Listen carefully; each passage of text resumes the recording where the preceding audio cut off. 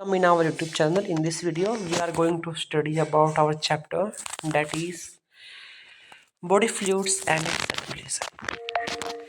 चलिए स्टार्ट करते हैं। चैप्टर का नेम है body fluids and it's circulation. तो देखिए, जो भी हमारी बॉडी में सब्सटेंसेस फॉर्म होते हैं, कुछ जो है एक्सक्रीटरी प्रोडक्ट फॉर्म होते हैं, वो जब एक बॉडी पार्ट से दूसरी बॉडी पार्ट तक जाने के लिए उसको कुछ ना कुछ सर्कुलेटरी सिस्टम की जरूरत पड़ती है। उसको हम बोलते हैं अपना सर्कुलेटरी सिस्टम, जो कि ह्यूमंस के अंदर जो ब्लड आता है। So here is return higher vertebrates जैसे कि मैमल्स, उनके अंदर हम ह्यूमन आते हैं। हमारे पास एक स्पेशल बॉडी फ्लूइड है जो कि न्यूट्रिएंट मीडियम, जो कि गैसेस को या फिर एक्सक्रीटरी प्रोडक्ट को एक जगह से दूसरी जगह तक सर्कुलेट करता है, ट्रांसपोर्ट करता है, और उसको हम बोलते हैं ब्लड। वहीं पे अगर हम बात करें लोअर इनवर्टिब्रेट्स की, जैसे स्पंजीज है, सिलेंट्रेटा है, उसके अंदर जो है ऐसा कोई भी ब्लड नहीं होता। वो सिंपली जो है जो पानी है उसके आसपास, उससे भी अपने बॉडी कैविटी के थ्रू अपनी गैसेस को, न्यूट्रिएंट्स को सर्कुलेट कर लेती है। इस चैप्टर में बेसिकली जो ह्यूमन बींग्स के अंदर ब्लड है उसके बारे में हम पढ़ेंगे। तो चलिए स्टार्ट करते हैं। ब्लड होता क्या है? ब्लड एक फ्लूइड कनेक्टिव टिश्यू है। कनेक्टिव टिश्यू क्या है? कनेक्टिव टिश्यू वे टिश्यू है, वे ऑर्गन्स है जो एक बॉडी पार्ट को दूसरी बॉडी पार्ट तक कनेक्ट करते हैं, उसको हम कनेक्टिव टिश्यू बोलते हैं। और ये एक फ्लूइड है, इसलिए हम उसको बोलेंगे फ्लूइड कनेक्टिव टिश्यू। इसका जो ओरिजिन है वो मीजोडर्मल है। So blood is originated mesodermally. इसका जो पीएच है वो 7.4 है। तो जो ब्लड है it is alkaline, it is slightly alkaline, क्योंकि जो 7 है वहाँ पर नॉर्मल पीएच होता है। वहीं पे 7 से जो अबोव है वो हमारे एल्कलाइन होते हैं और 7 से नीचे हमारे एसिडिक होते हैं। अब बात करते हैं ब्लड की कॉम्पोजिशन की। ब्लड किस किस चीज़ से बना हुआ है? तो ब्लड के अंदर दो कंपोनेंट होते हैं। एक होता है ब्लड का जो उसके अंदर प्लाज्मा, एक होता है फॉर्म्ड एलिमेंट। प्लाज्मा क्या है? जो ब्लड का लिक्विड पार्ट है उसको हम बोलते हैं प्लाज्मा, जो कि हमारे ब्लड का 55% हिस्सा रखता है। वहीं पे जो फॉर्म्ड एलिमेंट्स है, यानी कि जो उसके अंदर सेल्स है, वो होते हैं 45%। वो सेल्स जो फॉर्म्ड एलिमेंट है वो भी दो टाइप के हैं, एक ब्लड सेल्स और एक प्लेटलेट्स। अब देखो, अब हम जो बात करें प्लेटलेट्स की, प्लेटलेट्स भी सेल्स वैसे ब्लड के अंदर सेल से होते हैं, लेकिन वो कम्प्लीटली रियल सेल नहीं होते, इसलिए हमने उनको ऐसा बोला है। तो ब्लड सेल्स जो हमारे पास दो टाइप के आरबीसी, उसको इराइथ्रोसाइट्स, रेड ब्लड सेल्स, डब्ल्यूबीसीज, ल्यूकोसाइट्स, वाइट ब्लड सेल्स है। डब्ल्यूबीसीज या फिर वाइट ब्लड सेल हमारे पास दो टाइप के हैं, ग्रैनुलोसाइट्स एंड ए ग्रैनुलोसाइट। ऐसे डब्ल्यूबीसीज जिनके अंदर ग्रैन्यूल्स प्रेजेंट है उसको हम ग्रैनुलोसाइट बोलते हैं। तो दो टाइप के हमारे पास डब्ल्यूबीसीज है, ग्रैनुलोसाइट्स एंड ए ग्रैनुलोसाइट। आगे ग्रैनुलोसाइट के भी तीन टाइप है, जो कि है न्यूट्रोफिल्स, योसोनोफिल्स, बेसोफिल्स। ए ग्रैनुलोसाइट के अंदर दो टाइप के डब्ल्यूबीसीज है, मोनोसाइट एंड द लिम्फोसाइट। और टोटल जब हम बात करें तो हमारे पास जो डब्ल्यूबीसीज है फिर ल्यूकोसाइट्स है, उसके फर्दर 5 टाइप है, neutrophils, eosinophils, basophils, monocytes and the lymphocyte. जिसमें से जो न्यूट्रोफिल है, ईओसिनोफिल है, बेसोफिल है, इनके अंदर ग्रैन्यूल्स प्रेजेंट होते हैं, इसके लिए हम इनको ग्रैनुलोसाइट बोलते हैं। वहीं पे जो मोनोसाइट है और जो लिम्फोसाइट है, इसके अंदर जो ग्रैन्यूल्स है वो एब्सेंट होते हैं, that's why they are known as agranulocytes. अब हम स्टार्ट करते हैं अपना one by one discussion in detail about the plasma. तो जो प्लाज्मा है वो हमारे ब्लड का 55% हिस्सा है। प्लाज्मा के अंदर जो है वो वाटर होता है, जो प्लाज्मा का 90 से 92% हिस्सा है।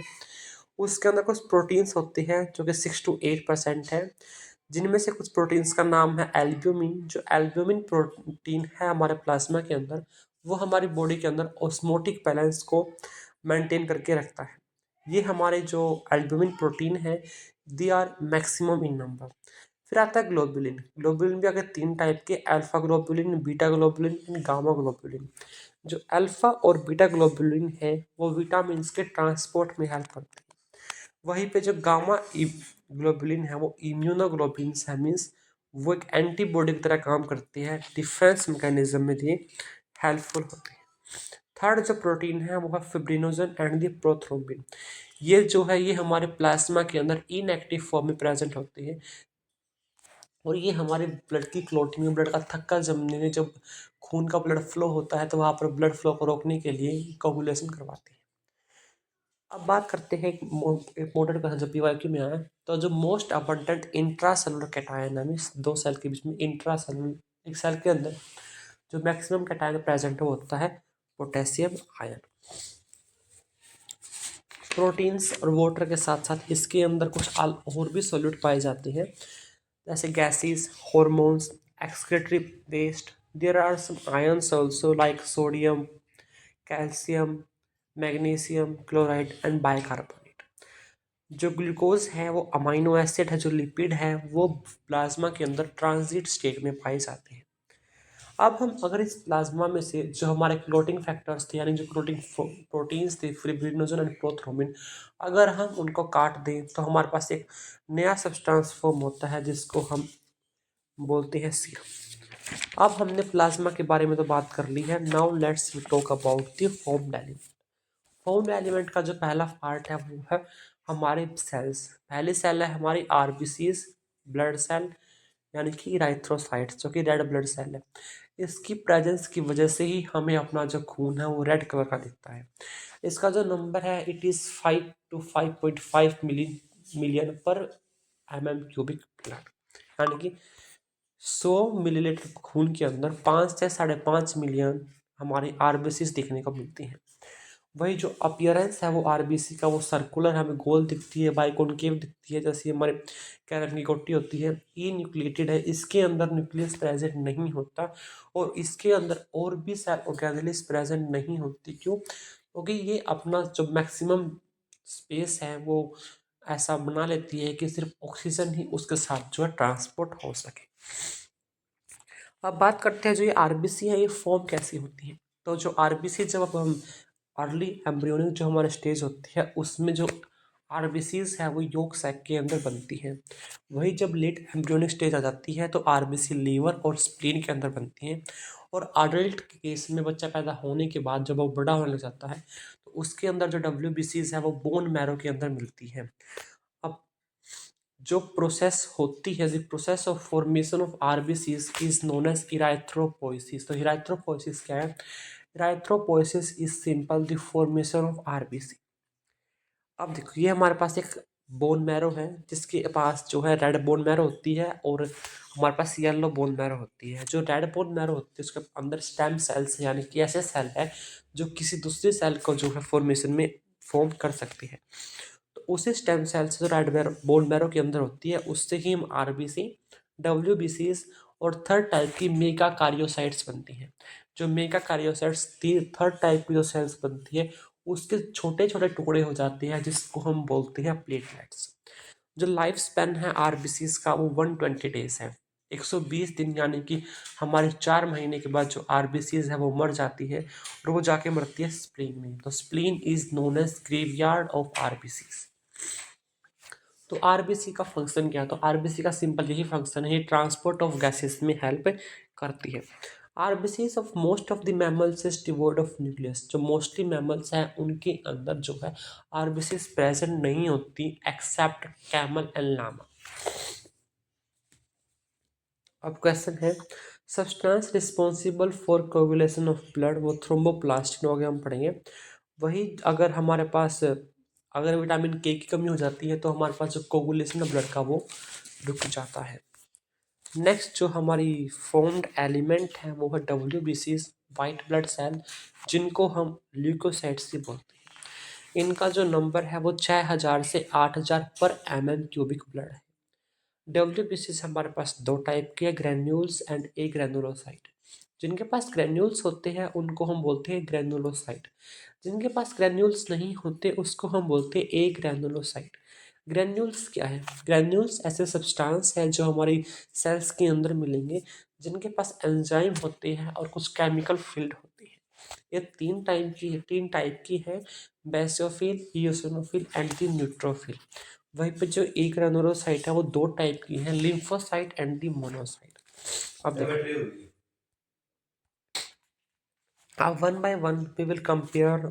पहले हम कंपेयर करेंगे हमारे ग्रेनुलोसाइट्स को जिनके अंदर ग्रेन्यूल्स प्रेजेंट है, then we will compare our agranulocyte जिनके पास ग्रेन्यूल्स प्रेजेंट नहीं है। तो चलिए स्टार्ट करते हैं। सबसे पहले देखते हैं नंबर कि कौन सी हमारी ग्रेनुलोसाइट। तो जो नंबर है, जो न्यूट्रोफिल्स है वो हमारी मैक्सिमम होती है, जिनका परसेंटेज है 60 to 65%। कैसा रखोगे? Neutrals, neutrophils means neutrals. जो न्यूट्रल है वो ज़्यादा होनी चाहिए, जो न्यूट्रोफिल्स है वो 60 to 65% होती है।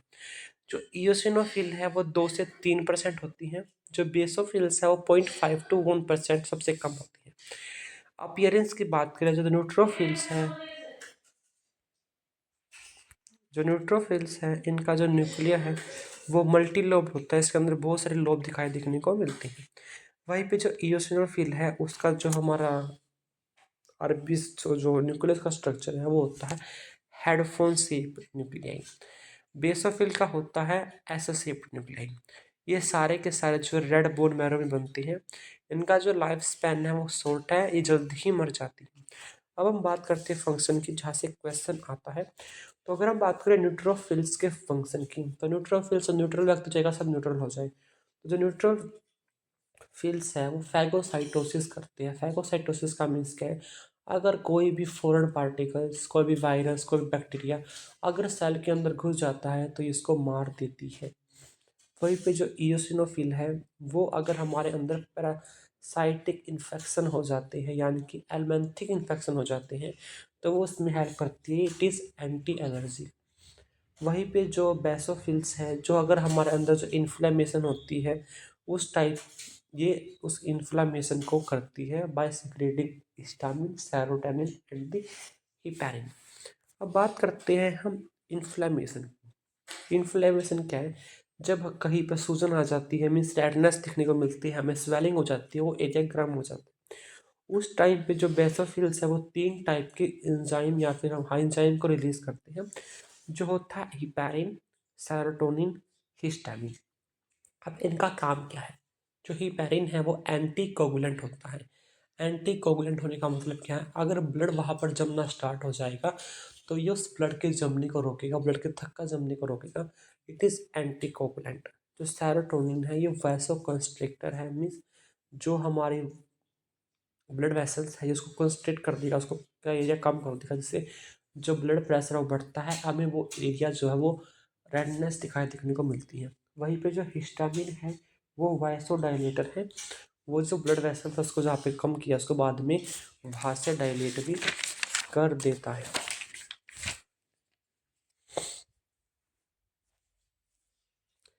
अब हम बात करते हैं, ये तो बात थी बेसोफिल की।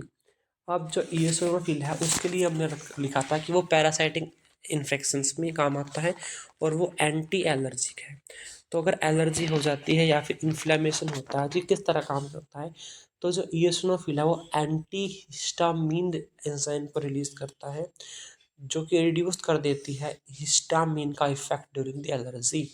यानी कि इसके पास हिस्टामिनेटेस एंजाइम होता है, जो बेसोफिल ने हिस्टामिन रिलीज किया है, जिसकी वजह से हमें जो है एंटी हिस्टामिन जो है वो हमारे पास एलर्जी के टाइप हमारी बॉडी में बनता है हिस्टामिन, जो कि वासोडायरेक्ट है। तो ये एंटी हिस्टामिन को रिलीज करता है ताकि जो एलर्जी है उससे हमें थोड़ा राहत मिल सके।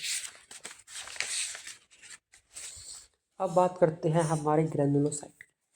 हमारे पास 2 टाइप के ग्रैनुलोसाइट है, मोनोसाइट एंड द लिम्फोसाइट। पता है दोनों दोनों बोन मैरो में बनेंगी। दोनों का जो लाइफ स्पैन है वो शॉर्ट लिव्ड है। अब बात करते हैं उनका परसेंटेज कितना है। मोनोसाइट का जो परसेंटेज है वो 6 to 8% है। लिम्फोसाइट का 20 से 25% है। लिम्फ गोल होता है तो लिम्फोसाइट का जो न्यूक्लियस है वो राउंड शेप का है। वहीं पे जो मोनोसाइट है उसका जो न्यूक्लियस है वो किडनी शेप, बीन शेप हम बोल सकते हैं, या फिर हॉर्स शू शेप है। मोनोसाइट जो है फैगोसाइटिक है। वहीं पर जो लिम्फोसाइट है उसके 2 टाइप है, B lymphocyte and T lymphocyte. ये दोनों दोनों जो है इम्यूनिटी में इन्वॉल्व है। तो अगर मैं बात करूँ जो कि फैगोसाइटोसिस में कौन कौन इन्वॉल्व है, तो वो न्यूट्रोफिल्स है और वो मोनोसाइट है। वहीं पे अगर एंटी एलर्जी की बात करूँ तो इयोसिनोफिल है। जो एलर्जिक इन्फेक्शन में इन्फ्लेमेशन कराता हो तो वो बेसोफिल है। जो कि हमारी इम्यूनिटी में हेल्प करती है वो हमारा जो है वो लिम्फोसाइट है। अब एक रह गया जो कैसा कवर। अब हम जो नेक्स्ट हमारा थर्ड जो हमारा फॉर्म्ड एलिमेंट है सेल है वो होती है हमारी ब्लड प्लेटलेट्स, जिसको हम थ्रोम्बोसाइट की बोलते हैं। इसका नंबर है 1.5 से 3.5 लाख पर mm क्यूबिक ब्लड। मैक्सिमम जो है वो हमारी आरबीसी है, जिसकी वजह से हमें जो ब्लड का कलर है वो रेड देखने को मिलता है, वो है 5 से 5.5 मिलियन पर mm cubic blood. Second number पे आती है हमारे थ्रोम्बोसाइट्स या फिर प्लेटलेट्स, जिनका नंबर होता है 1.5 से 3.5 लाख पर क्यूबिक ब्लड। मिनिमम हमारे पास होती है WBC, जिनका नंबर है 6000 से 8000 पर क्यूबिक। मैंने बोला ये जो है ट्रू सेल्स नहीं है, क्यों? Because they are the cellular fragments form from megakaryocyte. इसके पास कोई भी न्यूक्लियस नहीं है, इरेगुलर शेप की होती है। चलिए अब हम बात करते हैं प्लेटलेट्स की। कहने वैसे मैंने आपको बता दिया था सेलुलर फ्रैगमेंट्स ऑफ द मेगाकार्योसाइट। तो जो ये मेगाकार्योसाइट है, एक सेल है जो कि हमारी स्टेम सेल जो कि रेड बोन मैरो में प्रेजेंट थी, उससे बनती है। अब जो मेगाकार्योसाइट है, इसके पास एक लार्ज न्यूक्लियस था, लेकिन ये सेल जो है सेलुलर फ्रैगमेंट छोटे छोटे टुकड़ों में टूट जाती है, जिसके पास ना कोई न्यूक्लियाई है और ये इरेगुलर शेप की है। इन सेलुलर फ्रैगमेंट्स के पास बहुत भर भर के थ्रोम्बोप्लास्टिन पाया जाता है, जो कि हमारे ब्लड क्लॉटिंग में हेल्प करता है।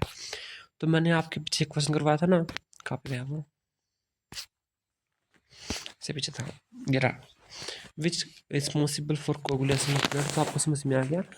प्लेटलेट्स के अंदर थ्रोम्बोप्लास्टिन नाम का सब्सटेंस या फिर एंजाइम पाया जाता है, जिसकी वजह से वो कोगुलेशन या फिर क्लोटिंग में हेल्पफुल होता है।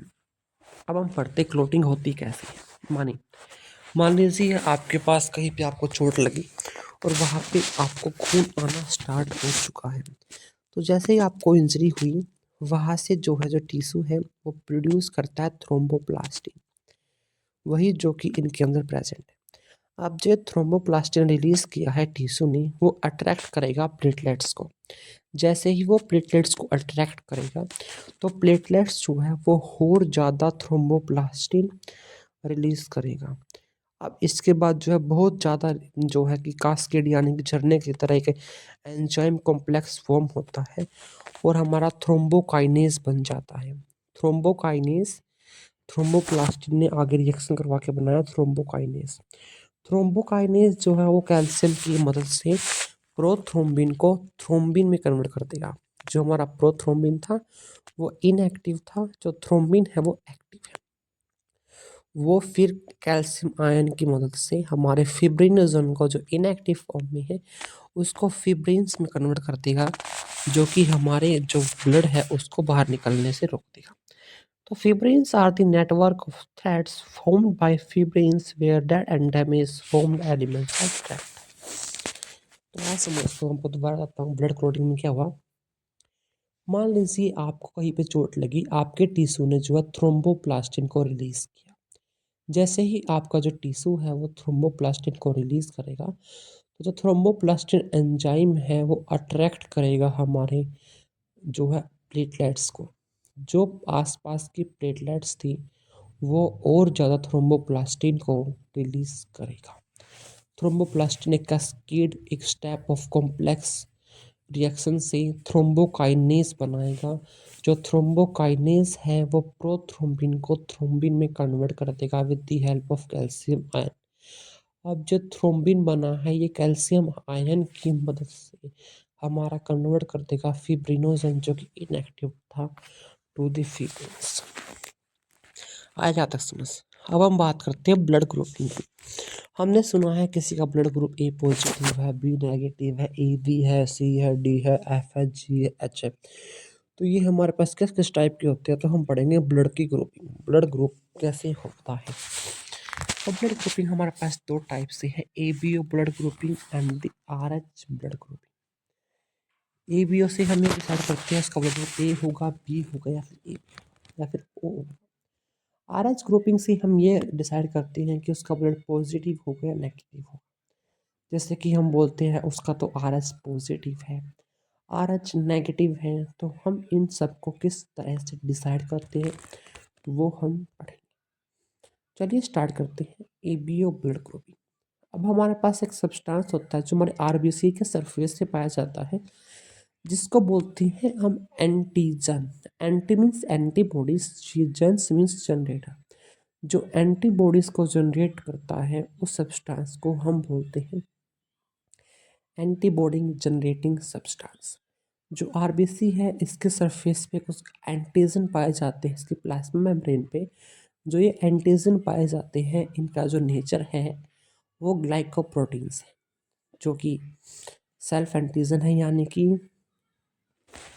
एंटी जनरेटिंग, ये एंटीबॉडीज़ को बनाएगा, लेकिन ये खुद के लिए एंटीबॉडीज़ नहीं बनाता। मतलब क्या है, मान लीजिए किसी के आरबीसी के सरफेस पे एक ग्लाइकोलिपिड प्रेजेंट है जो कि है ए, ठीक है, मतलब उसके पास एंटीजन ए है, तो उसके अंदर जो एंटीबॉडी बनेगी वो कभी भी ए के लिए नहीं बनेगी। अगर वो ए के लिए एंटीबॉडीज़ बनाएगा तो जो वो ए एंटीजन है उसको मार देगा, आरबीसी मर जाएगी। लेकिन वो एंटीजन को फॉर्म करेगा ए से अलावा, जो यानी कि बी एंटीबॉडीज़ को वो रिलीज करेगा। जैसे मैंने टेबल बना कर बताया आपको, मान लीजिए हमारे पास ब्लड ग्रुप ए है, हम उसका ब्लड ग्रुप ए क्यों बोल रहे हैं, क्योंकि उसके आरबीसी के सरफेस पे जो ग्लाइकोलिपिड है, प्रोटीन है, ग्लाइकोप्रोटीन है, लिपिड है, जो ग्लाइकोप्रोटीन है वो एंटीजन ए है, यानी कि वो जो है एंटीबॉडी ए नहीं बनाएगा, वो एंटीबॉडी बी बनाएगा। अगर वो एंटीबॉडी बी बनाएगा तो उसके अंदर ऐसा ब्लड दे सकते हैं जिसके अंदर एंटीजन बी नहीं होगा। अगर हमने ऐसा ब्लड चढ़ा दिया जिसके अंदर एंटीजन बी है तो वो उसको मार के वो क्लम्पिंग हो जाएगी। तो ए एंटीजन एंटीबॉडी ए, इसका जो डोनर है वो होगा ए और O, यानी कि जो डोनर है उसके अंदर की एंटीबॉडीज़ और जो रिसिपिएंट है उसके अंदर का जो एंटीजन है वो मैच, हाँ, डोनर की एंटीजन और रिसिपिएंट की एंटीबॉडी होगी। अब मान लीजिए उसका ब्लड ग्रुप बी है तो उसके पास बी एंटीजन है, एंटीबॉडी ए है, उसको ब्लड दे सकता है बी और ओ। अब अगर हम बात करें ए